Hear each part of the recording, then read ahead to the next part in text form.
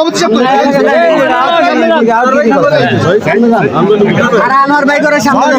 সাহেব সভাপতি এই শুনেন এই কথা বলি আপনি হুসনারা বেগম জোর বলিয়েন মুখে বলেন আপনি হুসনারা বেগম আপনি অভাবে হোক স্বভাবে হোক আপনি এই পর্যন্ত বিভিন্ন মাদকের সাথে জড়িত ছিলেন কিনা ছিলেন কিনা ছিলেন কিনা ছিলেন এখন থেকে আর থাকবেন নি আপনার মেয়েগুলোকে নিয়ে বাইরে যে মেয়ে আছে বলে এরকম একজন মেয়েকে আমরা পাইছি কিনা আর মেয়েকে রাখবেন কিনা একে ও আপনার আত্মীয় ওকে সেখানে পাঠিয়ে দিবেন আপনার ভাগ্নি হয় নাকি আপনার বোনজি কিন্তু আপনি ওকে এখানে পাঠিয়ে দিবেন এবং আপনার বোনজি অবিবাহিতা ওকে আর এখানে রাখবেন না তাহলে এলাকায় কথা উঠছে এ আপনার মেয়ের সাথে সমকামিতা আমরা চাই না এলাকায় এরকম অপবাদ আর হোক ঠিক আছে আপনি যে করবেন না যদি আপনি করে থাকেন তাহলে আইনগত ব্যবস্থা এবং এলাকাবাসী সামাজিক সিদ্ধান্ত নেবে আপনাকে এই সমাজ থেকে বিতাড়িত করা হবে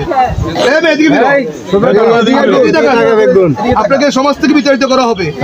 যদি আপনি আরেকবার মাদকাসক্ত হন বা মাদকের সাথে ন্যূনতম জড়িত হন বা মাদকের কোনো ব্যক্তি আপনার এখানে আসে যায় যদি আপনি মাদক কারবারি নাও হন কিন্তু মাদকের লোক যদি আপনার সাথে উঠা বসা করে আসা যাওয়া করে এরকম তথ্য থাকে আমরা কিন্তু আপনার বিরুদ্ধে সামাজিক ব্যবস্থা নেব সবাই একসাথে সবাই শব্দ হবে হ্যাঁ আমার সাথে তোবা করেন আস্তাগফিরুল্লাহ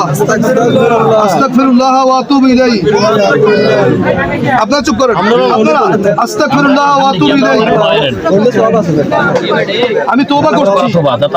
হ্যাঁ সবাই আমরা তোবা করছি আর কখনোই মাদকের সাথে যুক্ত হব না আর কখনো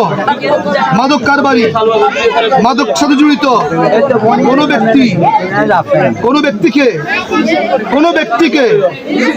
কোনো ব্যক্তিকে জায়গা দেব না মন থাকবে এ মেয়েরা কখনোই একই থাকেন কখনোই কোন নারীর সাথে সমকামিতায় লিপ্ত হব না বলেন লিপ্ত হব না যেটা অপপ্রচার হয়েছে বা যা প্রচার হয়েছে এগুলো যাতে আর না হয় এগুলো প্রচারের সুযোগ দেব না বলেন আমাদের কারণে প্রচার হোক অপপ্রচার হোক এগুলোর সুযোগ দেব না এবং সামাজিক